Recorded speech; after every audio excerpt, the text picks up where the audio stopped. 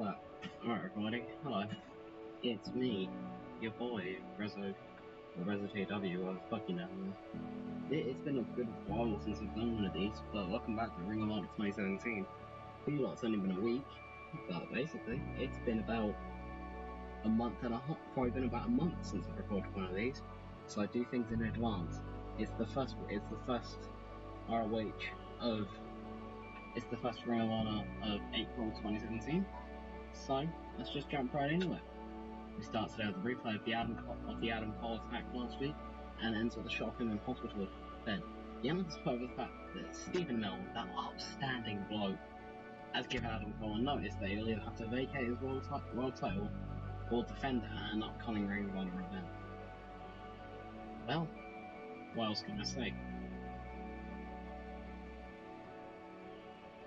After this scene, we've seen Marty Scurll backstage by the British Strong Style Lockers, screaming his lungs out and celebrating. Now that the world title's basically, it's literally his at this point. He's stopped it's two of the three masked men who seem to be asking for something.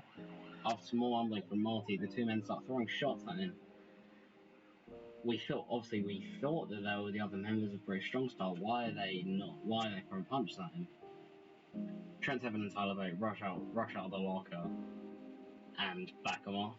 We cut to the ring for Drew Galloway out here to defend his Ring of Honor World Television title at Secret he's facing, and it is Sami Callihan in a 50.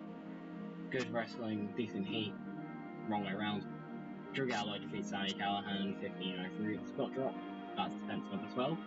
Sami with a 49, a little bit too short, but Sami didn't have the what's the name of it? Stamina. That's it. Enough stamina for it. And Jay White's next up, because of course he is. And he runs his mouth like usual because it's Jay White. What else would he do?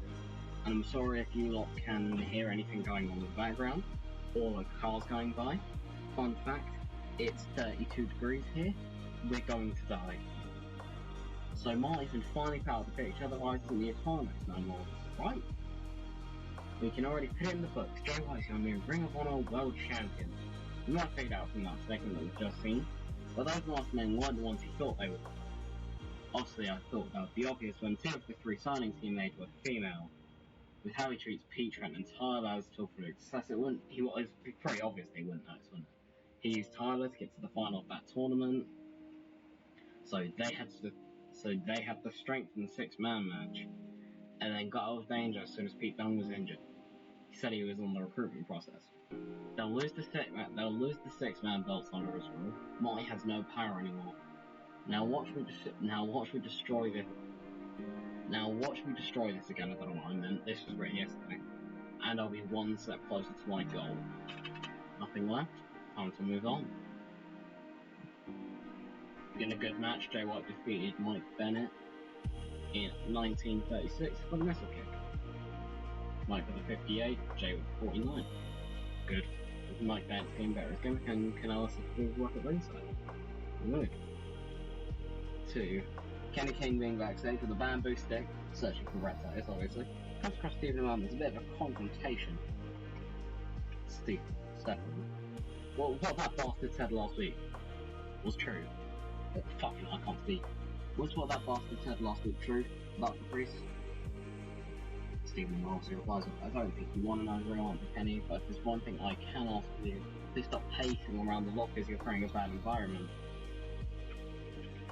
Kenny then pinned Amel up to the locker before he can say anything witty. He gets pulled away from security and escorted out of the building. The camera pans a bit to the right, and Red Titus is there, laughing his ass off. Ooh, Kenny King used to set all mannerisms to hint at future face turn. Let's go. Love that. Who would have guessed? I don't know after seeing that he's the face, but okay, we move. Okay, I've just been given the word that we will be seeing Mustache Mountain versus two of the masked moonheads tonight as our main event. And Bobby Cruz pipes in with, obviously, they had a conversation earlier. We'll see what happens, and we can see if we can find out who's who.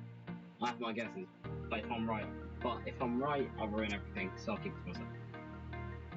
I guess we move. It was 46, not bad. Into a 67, our best match ever. That's very good. Superb wrestling and decent reactions. Grabbed Ace Austin to beat Frankie Kazarian and Okada in about 20 minutes when Ace Austin pinned Frankie Kazarian after the fall. Yes. Okada carried the match with 73, Ace with 54, and Kazarian with a 63. Kazarian taking the pinfall, and that's a big win for Ace. That's a win over Okada in the books. Although he technically pinned Kazarian. You see, you go for 3 people in ski mask and smoke with their crests, obviously the crests being the ones from last week, Ireland, Scotland and Wales. We can assume that the people that attacked Camp and Davina last week, who are they? Are they the people that Marty actually hired? The answer is yes. And one of them is Jordan Devlin, who just defeats Dave Boy Smith in 20 minutes with a moonsault. Jordan with that for 33, Davey with a 52. Devlin Davey is gimmick, very good. And Scotland, Wales and Ireland as well as massively advanced. Well done everyone. And the other 2 members are finally revealed. That's one of the debuts from the new British Strong Style recruits, Jordan Devlin of Ireland. The other 2 accompanied him to the ring, being Kaylee Ray of Scotland and Nixon Newell of Wales. I'm gonna guess those were that was probably guaranteed. You probably knew that Kaylee Ray was one of them, because I'm so hot on her as a performer. And Nixon was just, didn't really think. Nixon was just the first one that came to my head. And Jay White was right about 2 of the 3 of the recruits being female, but who knows why he knew.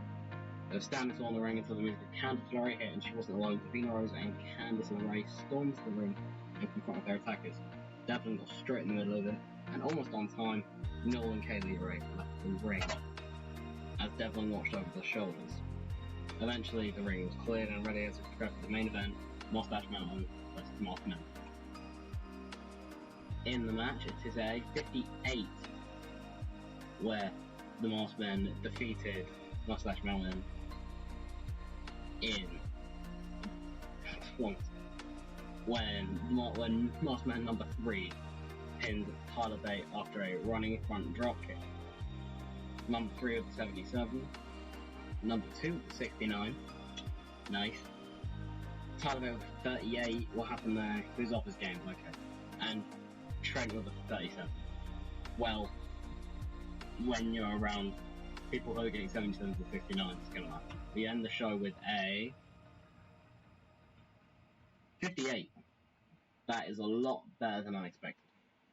I expected a lot worse from there, to be fair. But we had our best match ever. Probably 2 of our better matches ever.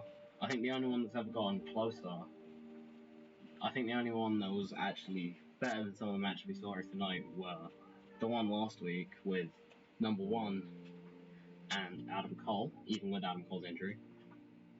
And probably the one before that with, probably the one before that. That was the triple threat between Martin Kirby, Zack Sabre Jr. and it was someone else British. It was a British triple threat, because I remember it was me hinting at who the people who it was British Strong Style recruitment. But anyways, I'm running out of things to say, boys.